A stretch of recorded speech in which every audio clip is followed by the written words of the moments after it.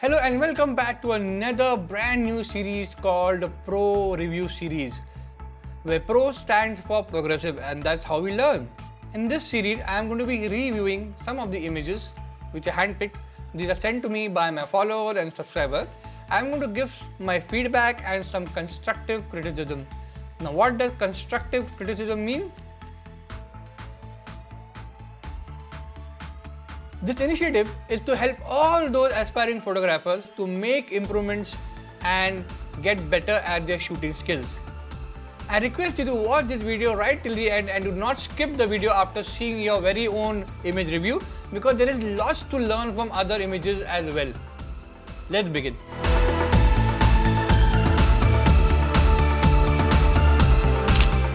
The first image of the series is from Sandeep.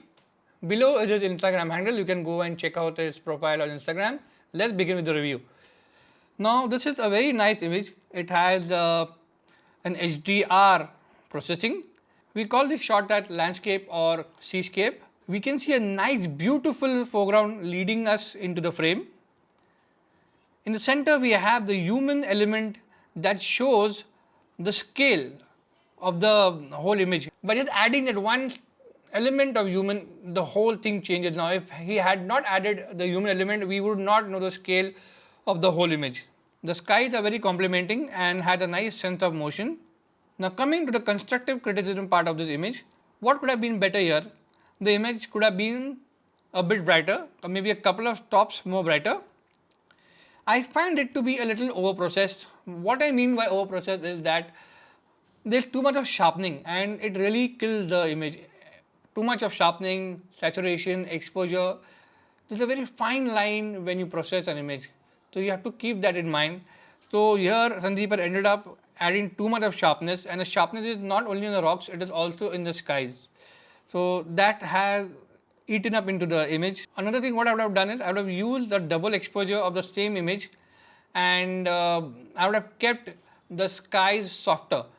Now if you can see, the skies are pretty over sharpened, and skies are normally not that way.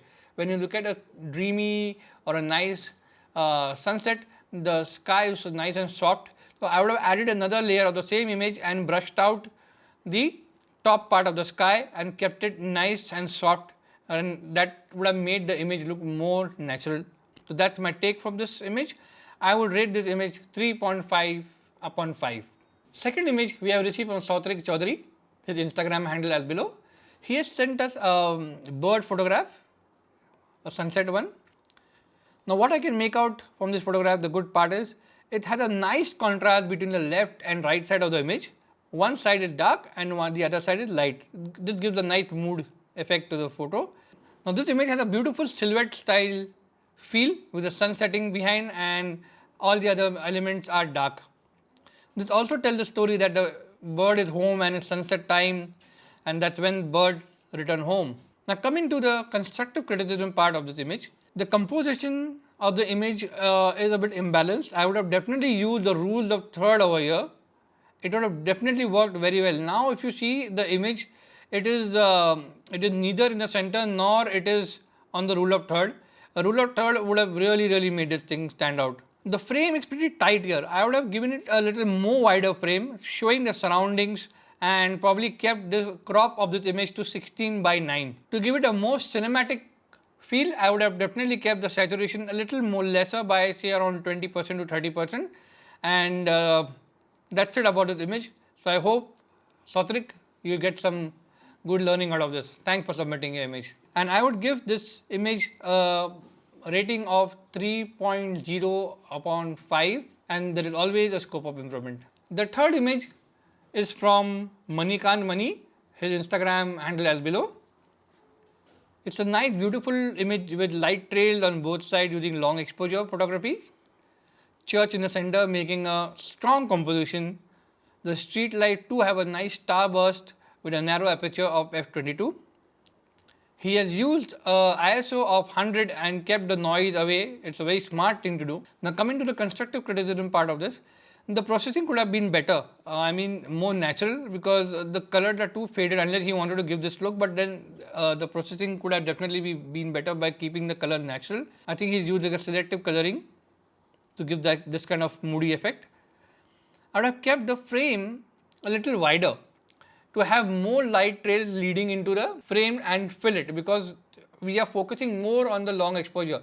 So this frame is not that tight, so we are not having too much of the trail light leading into the subject or leading into the frame. Also, what I would have done here, I would have taken another shot of the foreground and created a double exposure blend, and also had the roads lit up a bit more. If you see this in the center part of the image, there is a small lawn, I think, and there's some plants over here. I would have added more brightness to that by using a double exposure, because as of now I cannot really make out much from the foreground. I would give this image a rating of 3.8 upon 5. The fourth image comes in from unscriptedme, his Instagram ID below. Now this is a pretty straightforward shot. It's a night sky, it's astrophotography done from his phone Realme X3, capturing some stars and cloud movement. That's about it. Now jumping straight into constructive criticism over here. This is a pretty straightforward image, as I said. I would have definitely added some foreground to this to make it look more complete. Maybe added a hill or a mountain or something to have a nice balanced image. Sky is an infinite element, hence some object would definitely help to show the scale, like we saw in Sandeep's image earlier where he had put in the human element. Had there been a moon in the sky, this would have been a nice complete image because it would have shown the scale of the sky. For now, this is an incomplete image, as I said, could have had more elements to make it look better, but nevertheless, it's a good attempt. Overall, I give this image a rating of 2.5 upon 5. Let's move on to the other. The fifth image comes from Arshikotwal, a young man from Mumbai, aspiring photographer. He too has tried some light trail like how Manikaan has done in the previous image review. Now jumping straight to the constructive criticism over here, the frame is too wide and the composition is also imbalanced. There is more of the left side filling the frame and the right side has gone completely in the corner, so it is pretty imbalanced now. The light trail also looks very disconnected. There are probably not too many vehicles were passing at that time. Probably you need to look at a lot of flow of vehicle coming and going, coming and going. That's how you get a complete light trail. And I don't know what is the shutter speed because I have not mentioned anything. To capture these images, you probably need a shutter speed of anything about 10, 15, 20 because it captures more light and a continuous movement to give you a proper trail. You can check the previous image from Manikaan to see how he got a light trail. So I wish you all the best for your future shot. And I'm sorry, don't be disheartened. I'm giving you a rating of 2.0 upon 5 because there's always a room for improvement. That's how we learn. The sixth image is from ayansayers, his Instagram ID as below. Another astro form of photography with moons and stars. Now I'm only just wondering if the moon was really that yellow or it has been added with some saturation in the edit. Looks like a nice balanced image, and it's a classic image with star, moon and the sky. Now coming to the constructive criticism over here, I would suggest Ayan that next time give it a try with a telephoto lens like our 200, 400 mm if you can borrow or probably rent from someone and capture the detail of the moon. It will give you a much better image because now what happens, the moon and the sky, overall it's like a classic image as I said, but it is not telling too much of story. It can be even better if you can get the crater detail of the moon, that what normally excites your audience when they see the details of the moon. And next time if you want to try this kind of shot by having the sky and the moon and the stars, try to give it a more of wider framing and try to add elements like a hill, mountain, a foreground that leads the person into the shot rather than just having the plain moon and the stars. Of course, we all like to have that kind of shot, but to add more drama, I would have definitely done that. You can also use an architecture to add that extra element to your shot. When you take a shot from a zoom lens, even if you take a shot of from a 200 mm, it will definitely give you a nice feel. Let me share one image of mine where I used a 400 mm zoom and use the architecture to my advantage to create a nice dramatic image. Let's have a look. So overall, I would give this image a rating of 3 on 5. Image number 7, lucky 7 you may call it. This is from doctorguru Guru, let me call him Guru because his name is pretty elaborative. I don't want to mispronounce it. A beautiful shot of a bird sitting on a branch. I just loved the colors in the frame. They look so cinematic. No overprocessing, no oversaturation. I also assume that these are some mosquitoes or some kind of insect that are buzzing around the bird, and they have been caught so well on the camera because there's a lot of contrast in the background, a lot of darkness, and these flies or the mosquitoes are in light color, so they have really been popped out well. Fantastically done. The bird is also standing in some deep thought, telling some story. Now, coming to the constructive criticism of this image, I would have definitely straightened the horizon or probably cropped off the image from the top and started the image from little bit of the greenery part of the trees, because to balance the bird right, the horizon in the background has gone a bit off track, so that would have been better. The cropping is a bit tight over here is what I can say or feel. This could have been even more dramatic had we shown this image in a rule of third composition and showed the surroundings around, because as I can see, this is a beautiful location where he has shot this photograph. Another thing that you could have tried is going more zoom into the bird or cropping it more and getting the bird right in the center, and that would have been a really good image too. Before we go on to the next image, what I would also give you a last feedback about this image for now is that you could have overexposed the bird maybe by a couple of stops, because the bird is looking a bit on a darker side. By adding a little bit of more brightness or exposure, the colors of the bird and the overall feel of the bird would have been more eye catchy, and we could have seen more details, because if you see under the belly there is too much of darkness, and that could have been avoided by increasing the exposure. Now, this is a fantastic image from the series so far, and I would definitely rate this 4.5 upon 5. Overall, a brilliant image. Well done, Guru. Coming to the 8th image of the series, this is from Vishnu Vinaya. He has shot a self-portrait image with a nice, moody, black kind of a feel to it, artistic portrait, and I like the styling part. Now, coming to the constructive criticism of this image, I find this image way underexposed. It is, I mean, there's a lot of detail lost because of that. What would have been better that had he used the grey background instead of a pure black, because all the blacks have blended into each other and we are not getting the right essence of the image. If you can see, the suit color is black and the background is black and they have merged into each other. Always use an aperture of f5.3 or f6 and above to get the entire subject in focus, because right now if you see the watch, I am zooming into it, it has lost focus, and overall also again there's some parts of the images where the focus has been lost, because I assume this has been shot on aperture 1.8, so it's a bit blurred now. Eyes too aren't very sharp, it has got blurred.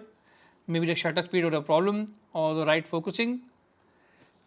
You could also have used the separate light on the background to create disconnect from the subject, so that the background would have been lit separately and the subject would have stood out pretty well. Now, it is not always necessary that you shoot on an aperture of 1.8 just because you have a 85mm 1.8, because then what happens, a little bit of shift in the subject from here and there, even by a few inches, causes the blurriness or loses out on sharpness. That's what exactly has happened in this shot. An aperture of 1.8 is actually very good for mug shot or proper portrait and not these kind of shots. So that is the takeaway from this image. But now overall, since this image is looking good and I like the styling, I will probably rate this at around 3.8 upon 5. The 9th image is from Anuj. His Instagram ID as below. A beautiful macro shot with nice composition. I love the nice sharp water drops, very well captured, not very easy to get water drops so sharp, but he has done it very well. And what more appealing to me here is I love the shot background. It adds a lot of suspense to the whole scenario in totality. It gives a nice mysterious feel at what could be behind those grey curtain or the grey background. It's a nice mysterious shot. Now, coming to the constructive criticism of this image, I think Anuj, you could have edited this image in a more natural way. You have used the selective coloring over here, that's fine, but then it has gone a little overboard. You have kept the natural colors of the leaves, of the grass, and it would have been even much better image. My rating for this shot is 4.5. 0 upon 5. The 10th image of the series is a nice wildlife shot from Nitin. His Instagram ID is below. A beautiful green color snake coming right into the frame. The eyes also look very good because they are well lit with the source of light, and it gives a nice glow, a cinematic glow. Coming to constructive criticism of this particular image, I would have definitely used the rule of third framing to give more room to the snake, because the snake has gone way too much into the frame. Keeping a bit of more space would have given a very beautiful artistic feel to this image and made it really stand out. I also assume this is not a processed image, it is a raw image, hence I think by processing this image the whole feel will definitely change and it will look much better. Shutter speed of 1:40 is way too low, my friend, for a moving object like snake that moves very fast. I would have kept it to around 1:125, and you can see the blurring over here because the shutter speed was low and the snake must have moved slightly, causing it a blur. So always use a higher shutter speed for moving object. 1:125 is very standard. People normally use 1:200, 500 for fast moving objects. So you can try that out next time. My rating for this image is 3.8 upon 5. Last image of this episode is from Krishendu, the 11th image. A nice beautiful macro shot of the ant moving through the green leaves and the nature enjoying itself, and it is pretty animated and it looks a little aggressive or happy or whatever, I don't know, you can't really judge of the mood of the ant.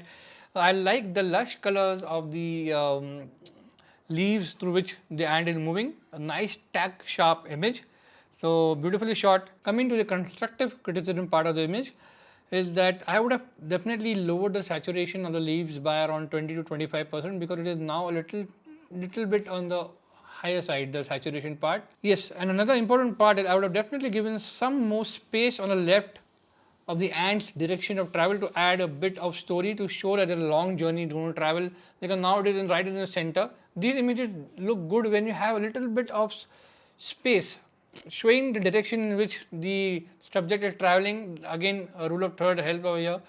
So this is what you need to keep in mind. Overall, a very good image. Krishendu, I would give this image a rating of 4.5 upon 5.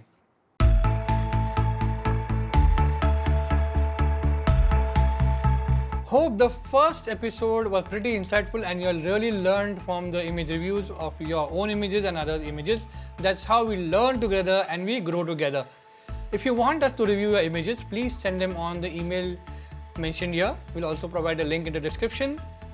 We'll meet in the next video soon. Till then, please take care and be safe.